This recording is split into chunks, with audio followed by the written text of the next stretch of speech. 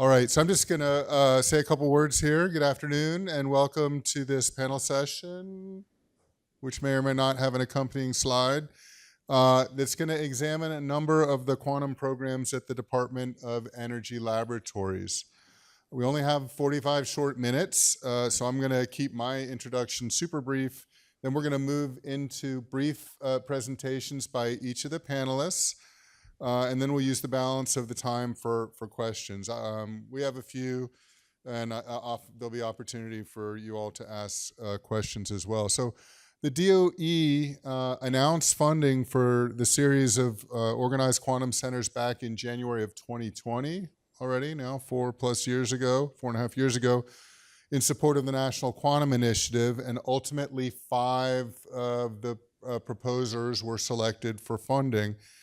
I want to point out, and maybe this can be part of the question and answer, that the program's a little bit unusual because of a really deliberate focus of these consortia on the intersection between national labs and academia and industry, right? I mean, that was on purpose, and maybe we'll hear a little bit more about how that's going. And together with the quantum centers organized by the National Science Foundation, these centers really, I think it's fair to say, are the crown jewels of the U.S.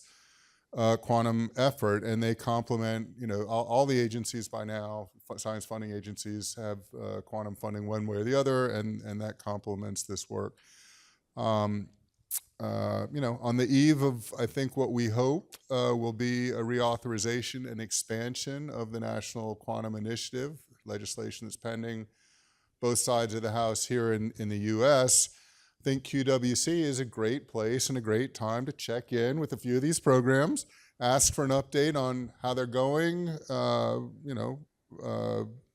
what they've accomplished, this issue of multi-sector collaboration that was a real goal, how that's going and what they'd hope to achieve in a reauthorization. We have 3 great panelists today, folks who, unlike me, who just goes to meetings and sends emails. They actually do science, and we're thrilled to have them here. Nick Peters, representing Oak Ridge National Lab on the end, Gabriella Carini from Brookhaven on this end, and in the middle is Tanay Roy from Fermilab. I'd also like to introduce, apparently everyone knows Yakov, but those that don't know Yakov Weinstein here from MITRE. Unfortunately, I got to drop here at 1 o'clock to go to a different meeting, and he's going to do the question and answer portion. So he's tough, folks, so be prepared for some hard questions. Instead of reading introductions, because of time, I just want to point you to the website. Everyone has a bio there. I think that's sufficient. I think the panelists can say 1 or 2 words about themselves before they get started. And then we'll have the questions. Yakov and/or I will wave our hands, raise our hands, jump up and down when you're getting towards the end of your 10 minutes. And Nick, would you like to start us off? And I still don't see your slide. I don't know if that's possible or not to bring up. Or do I do that here? If not, that's fine. There's a remote. We're not quantum entangled with the back there. Okay, apparently there's a remote, so I'm going to do that. It's quantum encrypted. Yes. Help me out, man. I'm pushing green.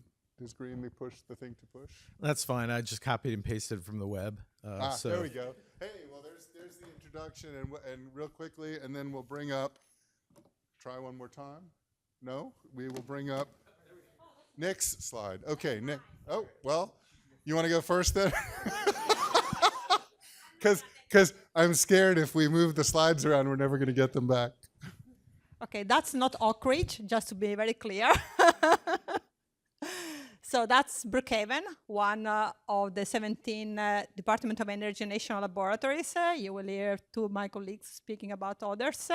As Chris mentioned, Brookhaven is the leader of one of the 5 centers, now going towards the end of what we think I hope is just the first 5 years period, looking for the next 5. The name of the center, Brookhaven, is CTQA, Co-Design Center for Quantum Advantage. And as you will hear from my colleagues, all centers had a scope which slightly differentiate the research and the focus of the center. In the case of C2QA, the goal was really to look at different aspects of co-design to go beyond what is the niche area.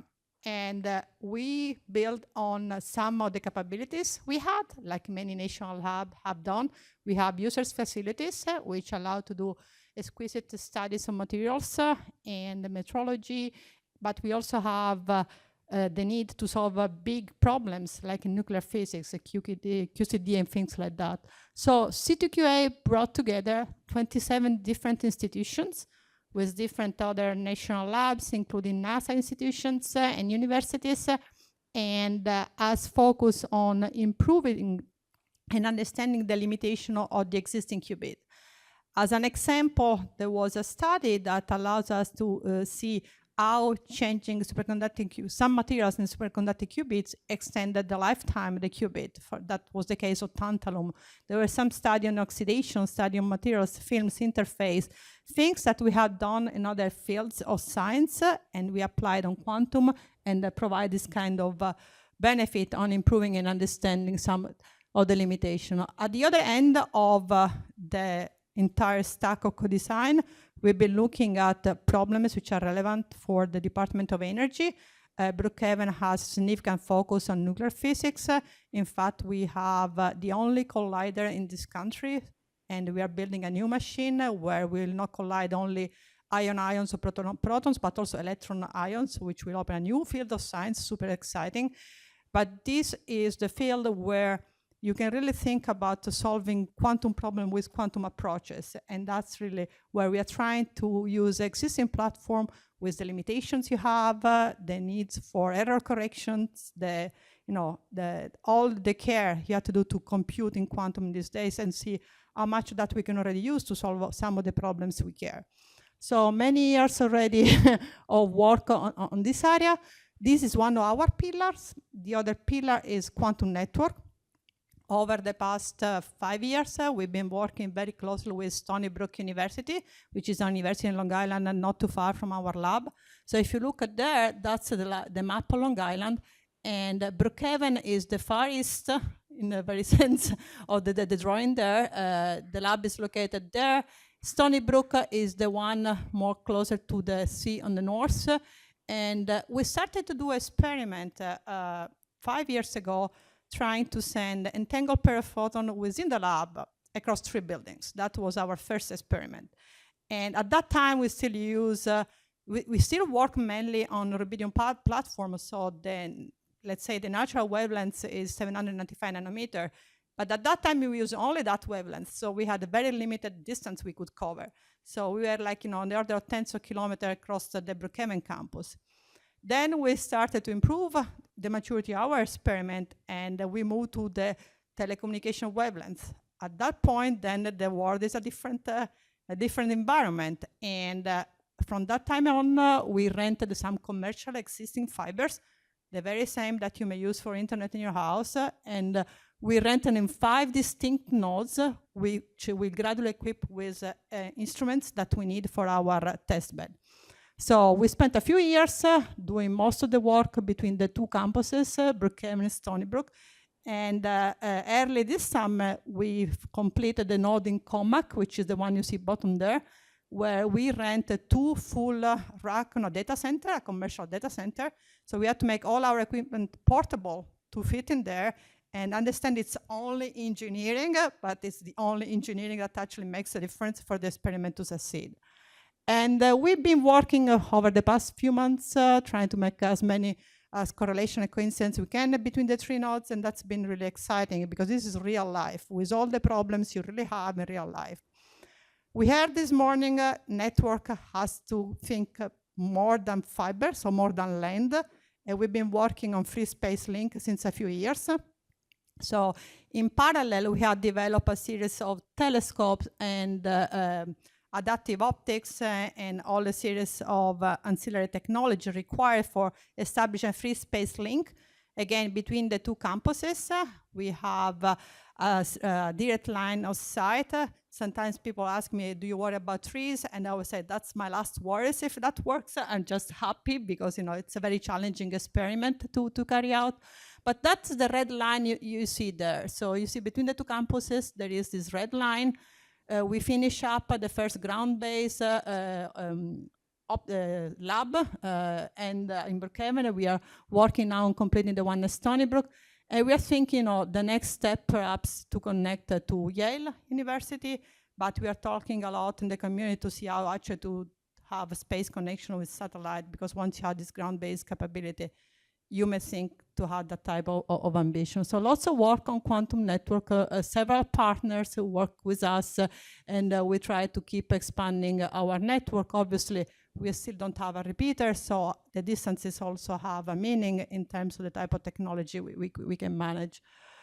Based on that, we also working on quantum sensing, mostly quantum network of quantum sensors, and that's again with the goal of improving the sensitivity for some of our high energy physics experiment, because we always try to see how that is relevant for the DOE mission, for the scientific mission of the Department of Energy, or the security mission of the Department of Energy. Is a very broad spectrum in terms of activities the department has. So that's one area we've been working and we are expanding in terms of sensing, but we also look at more like short-term sort of improvement techniques where you use quantum as an enhancement to see how better you can carry out your measurements. And I have there just 3 examples. One is an X-ray. So as I mentioned, we have several facilities. One of those is an X-ray facility. And there are some techniques where use X-rays, for example, for drug discovery, where you really want to understand how protein is structured. And in some cases, study molecular tissues, which are very, they suffer a lot to the exposure to X-rays, so you want to reduce the dose, but still have a good understanding, good probing of the material. In order to do that, we apply a technique which is ghost imaging, and we keep working on improving the resolution of these techniques at lower doses by using an entangled pair of photons in the X-rays, which is really challenging. So we have done some of these experiments where we generated an entangled pair of photons in the X-ray regime for ghost ray imaging. The second one is astrometry.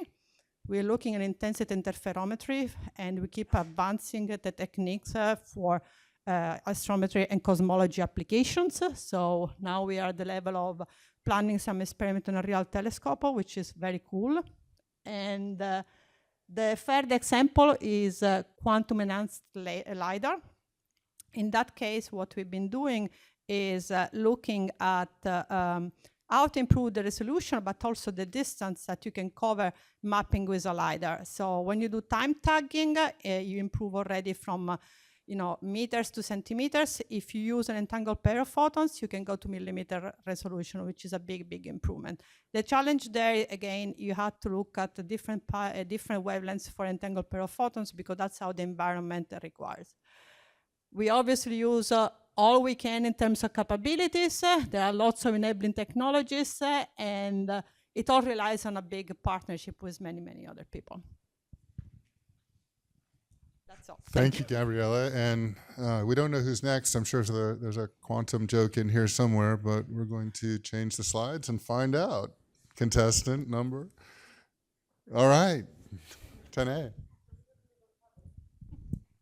See, we figured out the position of ourselves. We oriented ourselves correctly without knowing your slides. All right. Good afternoon. My name is Tanay Roy. I'm an associate scientist at Fermilab. I'm the deputy lead of the 3D Quantum Systems Department and the SQMS Center. Just to a brief background about me, I am from India, where I did my PhD also on superconducting qubits. Then I came to University of Chicago as a postdoc, where I worked on Q-treat processors, quantum 3-level systems, and autonomous quantum error correction, and a little bit on algorithms. So right now, I work mainly on 3D hardware. I'll come to that. So before that, let me give you a brief introduction to our center. As you can see, we have a beautiful logo of SQMS, which stands for Superconducting Quantum Materials and Systems Center. As Chris mentioned, this is one of the 5 Department of Energy quantum information science centers that was established under the National Quantum Initiative Act back in 2020. We are funded through 2025, and it's due for renewal next year. And the idea of this quantum centers was to basically pick one of the most challenging problems in quantum information science and perform basic research to accelerate the breakthroughs in that direction. So each center picked up their problem. As you can see in our mission statement, we picked up the problem of understanding and eliminating decoherence mechanisms, which is one of the major problem in any type of qubit. Basically, they are short-lived, and you would like to increase the lifetime of your qubits, and then enable construction and deployment of superior quantum systems for quantum computing and sensing. So for SQMS is led by Fermilab. It's pretty big consortium. You can see we have 35 international institutions, partner institutions, with more than 450 collaborators. Some of the major partners are shown here. That's definitely not all of the list. So we have academic partner like Northwestern University, who has a big presence in material science research. Then you have several national labs who help in fabricating devices and other characterization like NIST, NASA Ames, and Ames Lab. Then we definitely have industrial partners like Rigetti and IBM. I'll touch upon that towards the end. So in terms of activities, we have several focus areas. You can see some of them here, so I'll briefly touch on that. On the technology thrust, we have two focus areas. First is materials and then devices. So we have a very strong expertise in materials studies. So basically what we do, we look at this 2D materials mainly. So we basically get devices from Rigetti and we dissect them and look at them with every possible characterization tool that we have in our arsenal. So we look at all the interfaces, all materials, oxide layers, everything, and try to figure out where fundamentally the source of losses are coming from. So you have heard a lot about error correction, right? Which you know that will be important because ultimately this will still be error prone. But the idea is that if you can make the fundamental blocks less error prone, that helps in error correction as well. So you can get superior performance with less components, or with the same component, you can have more computation power. So improving the lifetime of the basic building blocks is very important. So we did a lot of studies on our 2D qubits. So one of the popular, or few of the popular choices for making 2D qubits are niobium, tantalum, or aluminum. These are the three common superconductors that are used. So what we figured out that, so when you make the devices with niobium, one of the problematic factor is the niobium pentoxide that grows on top of your device, and that's very lossy. So we figured out ways to get rid of the niobium pentoxide and improve the lifetime of the qubit. So when we started, our qubits were pretty bad. Only the average lifetime was about 50 microsecond. And then we improved it to 400 microsecond with that encapsulation of tantalum. And that it clearly shows that factor of 8 improvement. And we not only did that with our devices, we shared our recipe with our industry partner Rigetti, and they have their own clean room, and then they applied our recipe and they also showed improvement, even better than us. So that actually was very great to understand that we really pinpointed one of the major problems and improved our lifetime of our superconducting qubits.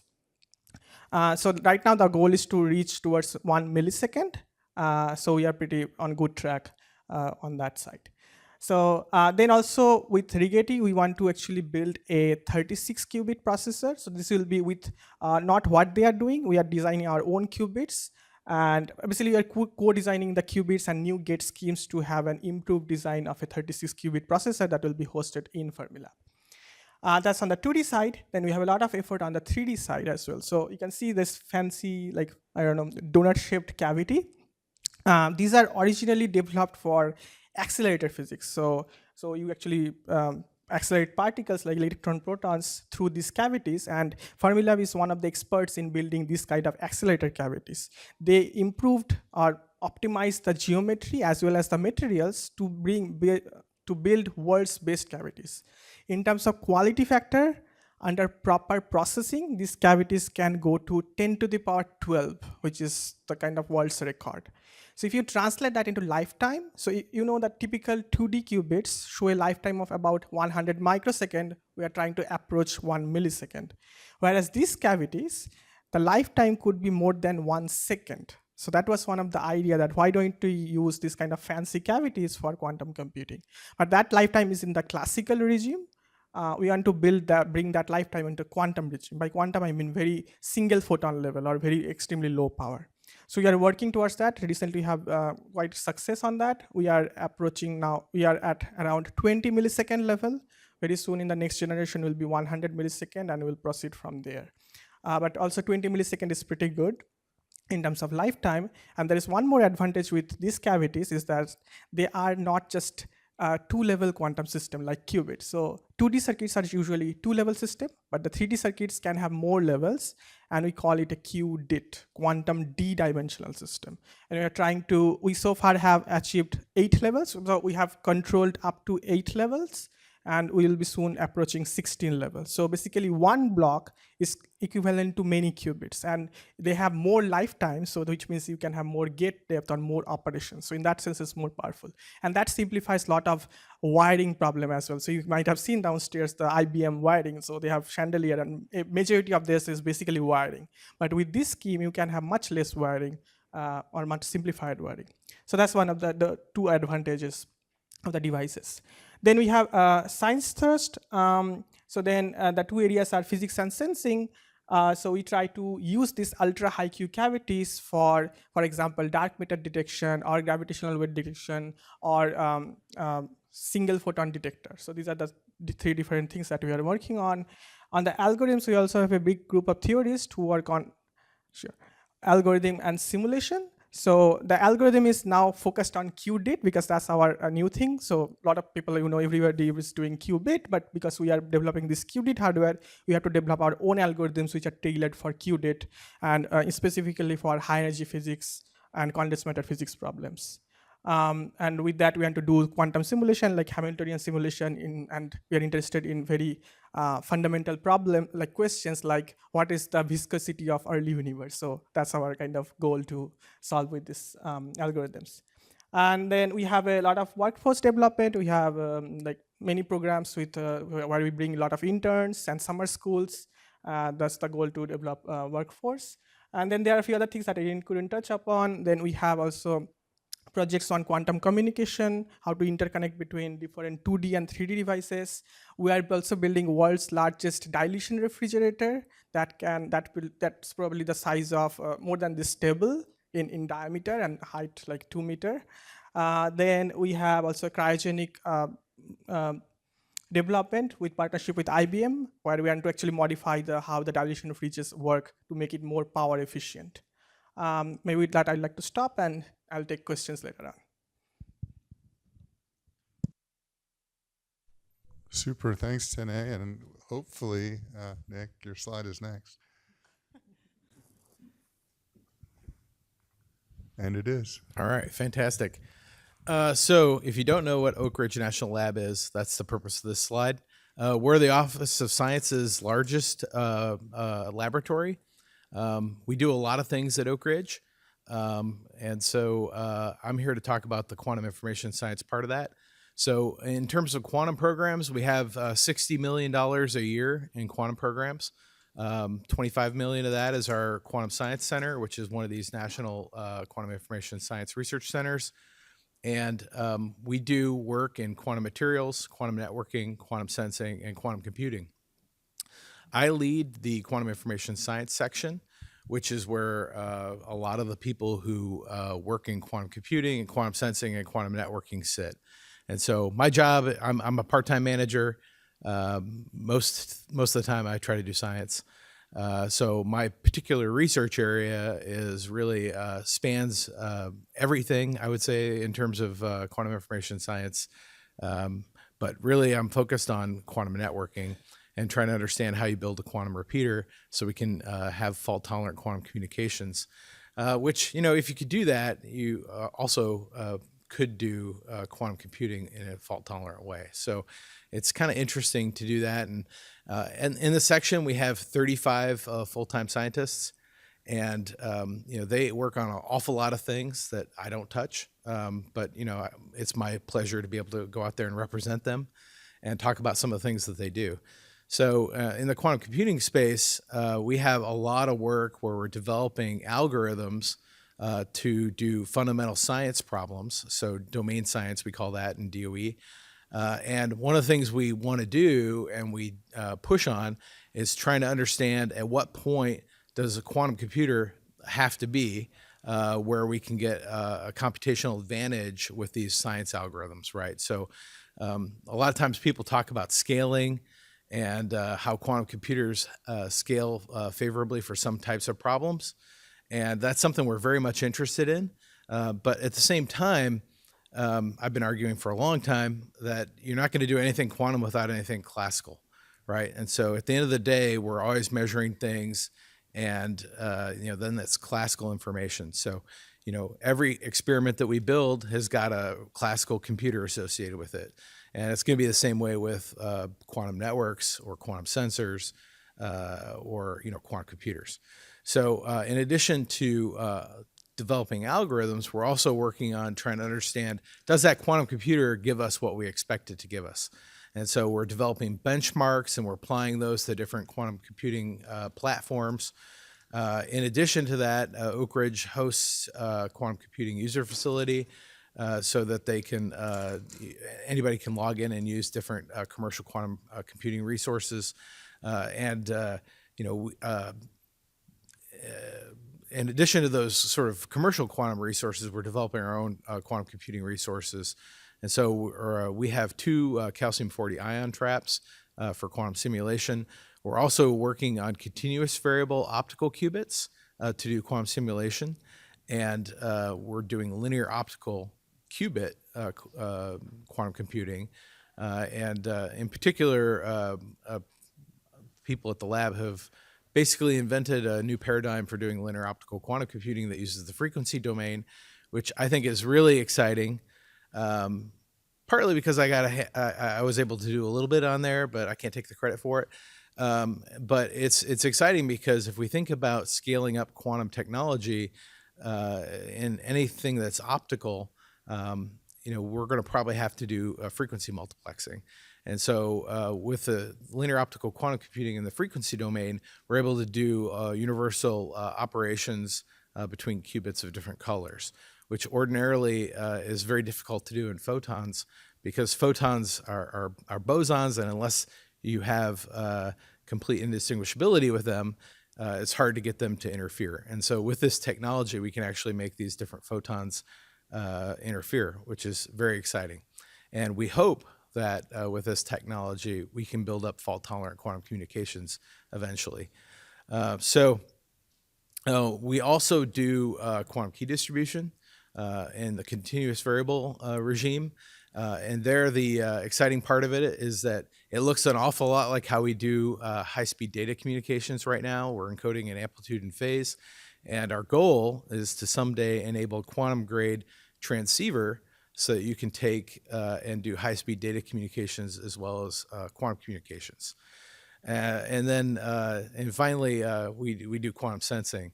And so in quantum sensing domain, normally people consider sensors as being classically limited. We call that the shot noise limit. And in that case, if I've got an optically read out sensor, the sensitivity is going to scale related to the number of photons that you've got, or the square root of the number of photons that you've got sensing things. And most things aren't actually shot noise limited, but if they are, then you could potentially use quantum light fields to improve the sensitivity and get a square root improvement on your sensitivity. So we do that by generating squeeze states of light, and those squeeze states of light allow us to push beyond the classical limit and get towards the Heisenberg limit. You're probably not going to actually achieve the Heisenberg limit in any practical sensor, but sometimes just going beyond the classical limit is sufficient. And so with that, I don't think I've run out of time, but all right.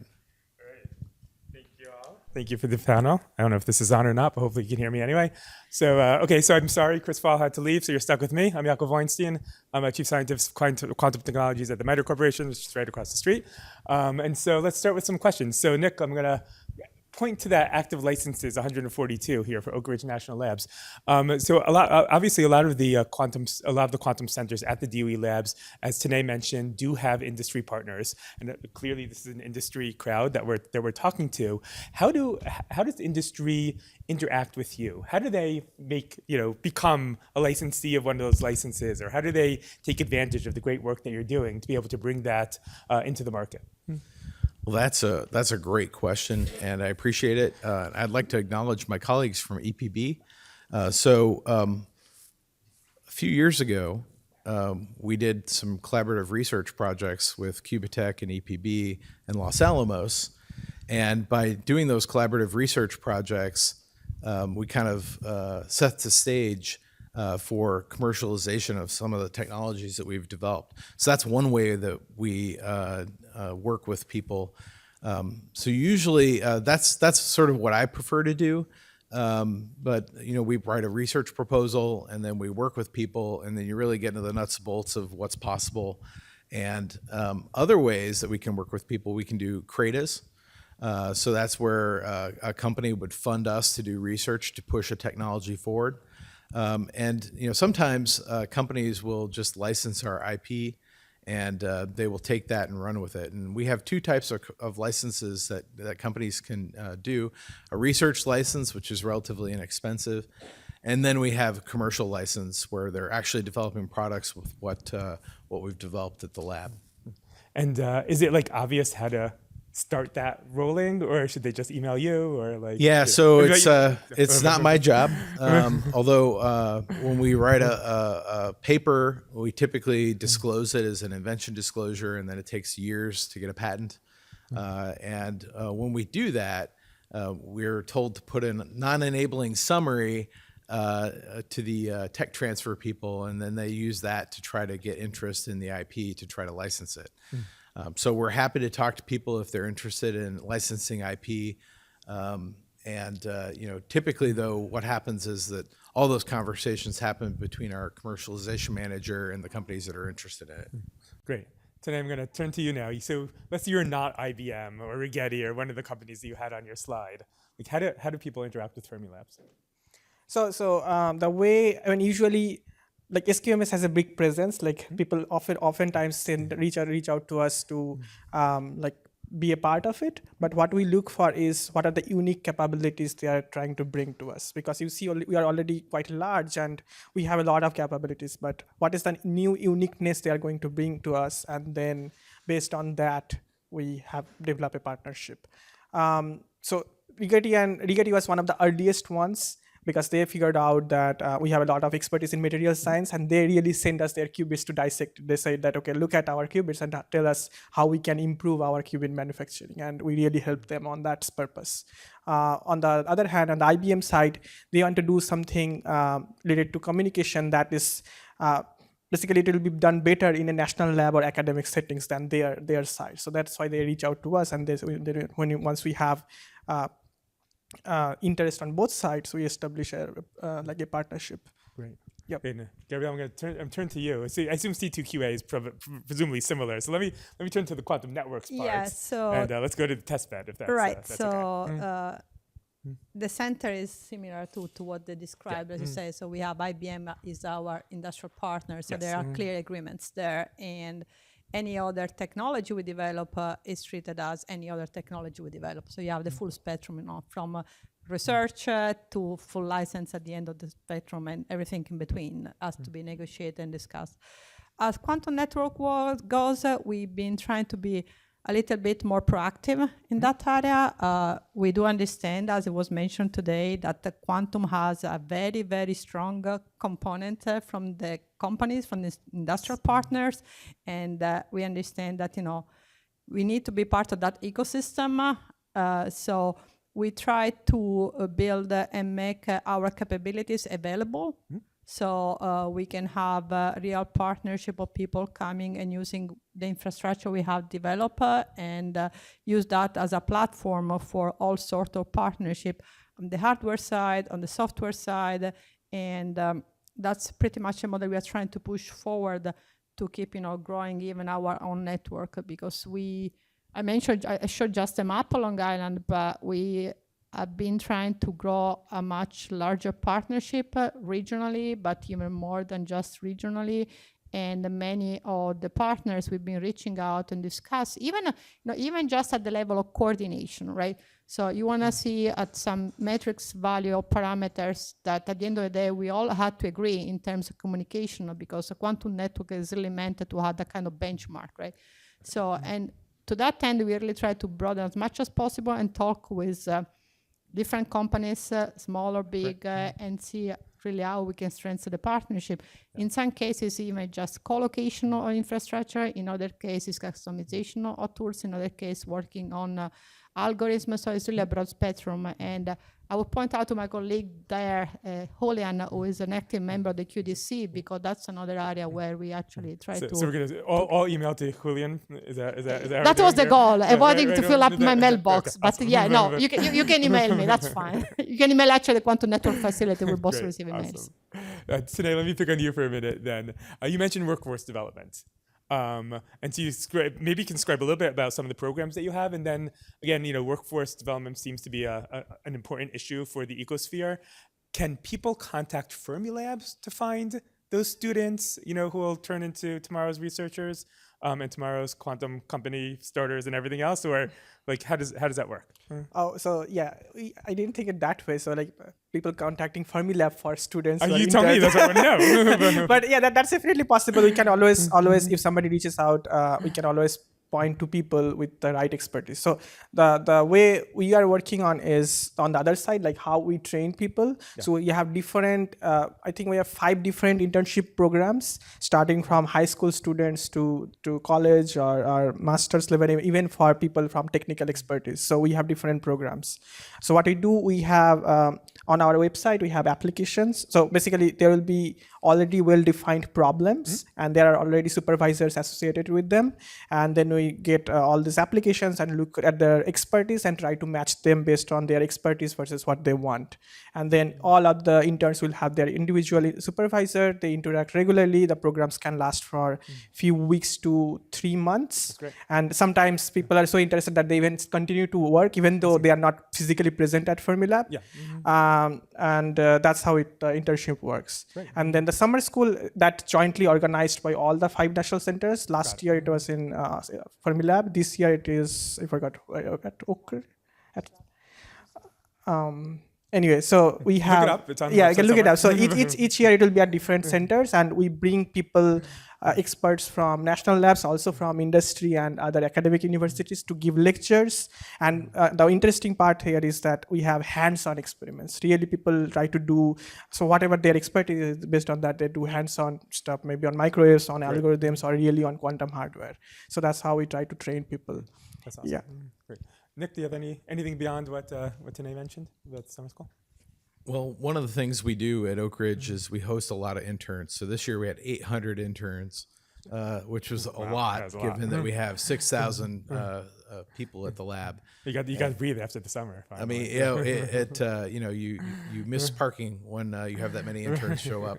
But it's actually very good since we're very broad. We're very diverse in terms of the science areas and the internships that we host. So we actually have special programs with the University of Tennessee where we can host PhD students and mentor them as staff and be their primary research mentor. So in addition to the internships, which tend to be shorter term, we can actually host PhD students and do their thesis research with them. Awesome. Gabriella, anything? Yes, actually, I would like to encourage everybody to reach out to the national labs. There are more opportunities than people may think.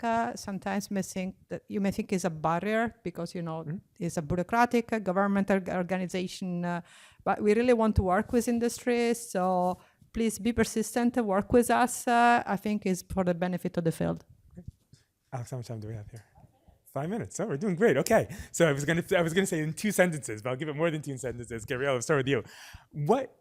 If you had one thing you want industry to do, well, 2 things because we got 5 minutes left. Like, what would you like to hear from industry? Like, what would you like to see industry, a direction industry might want to go that would be helpful for the ecosphere as a whole, helpful for the government, for the DOE labs? So there is a bit of timing mismatch, right? So the national labs have been funded to tackle these kind of big challenges. Yeah. So we are used to understand that there is a 10, 20, 30 years time scale. Yes. I mean, and sitting committees where discuss accelerator that maybe will be happening when, I don't know, not even my nephew will be alive, but, very, very long time. While industry obviously has a different time scale. Yes. And I actually think we should work together to pivot that to an advantage in that, we can be the place where many think can accompany your development at different phases of maturity, and having the industrial partners to really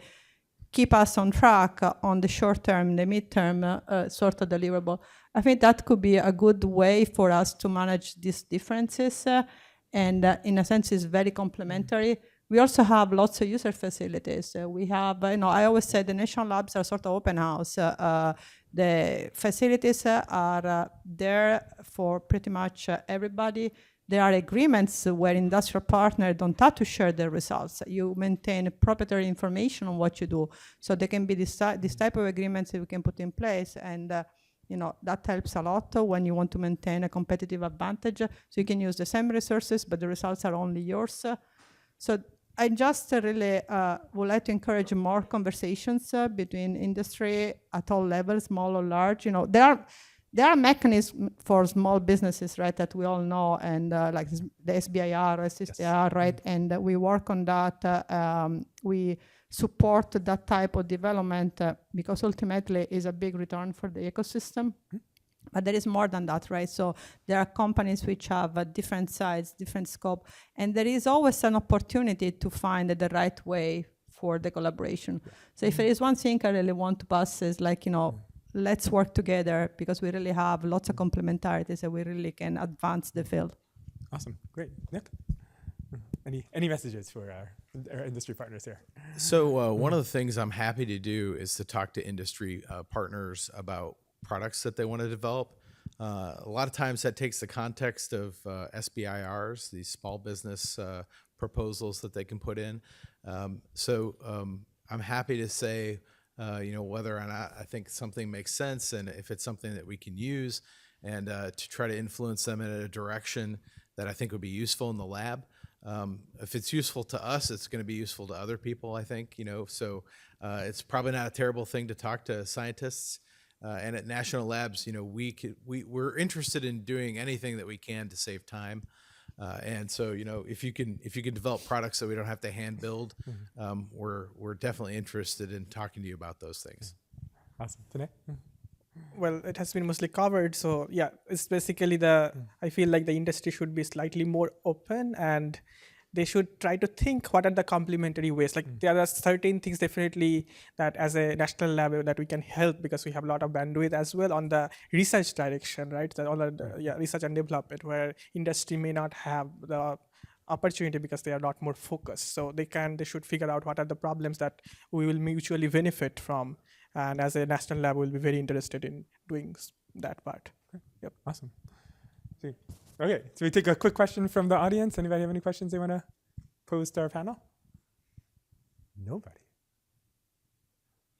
All right, go for it. Could you share a little bit more about how the different labs are collaborating in the different 5 centers for quantum? How are you guys collaborating? This different centers. So it's more organized at the Department of Energy level. For example, I'll give a real example. Next week we have the PI meetings. We all gonna go somewhere in Rockville, actually, somewhere around here. And there will be an opportunity to discuss what the 5 centers have achieved so far, but also start looking at what the plans for the future. So I had to say that actually, if you look carefully, the way the 5 centers were originally designed, there were lots of complementarities. They all tackle different problems. Nick, for example, in their center, they look more like topological material, which was different. Fermilab look a little more like the cavity as an opportunity to resonate. We look more like an alpha. So there was a lot of complementarity on the way. There are common goals, and that's probably now the next phase. We are looking on how to organize and move. Then there are the career fairs, there are the schools, there are the mentorship. There are these kind of synergies, but with a very clear defined scope per center, I would say.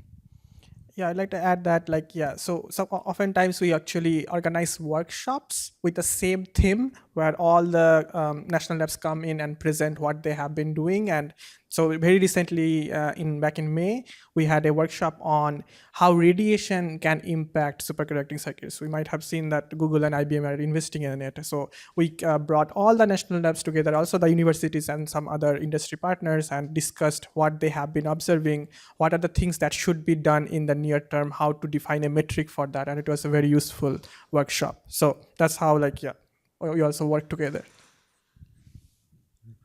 And I'll just add that, there's an awful lot of science that's going on in the national labs. It's impossible to do everything. And in fact, I'm not even part of our National Quantum Information Science Research Center, just because the topics that it covers don't overlap with my own research. But, it's a very exciting time to be working with the other national labs, and projects come and go. So we have collaborations with Fermilab and BNL, and projects start and they end. And we're always looking for new collaborative projects to do with the national labs and industry and academia. All right. So with that, let's thank our panel and look forward to next time.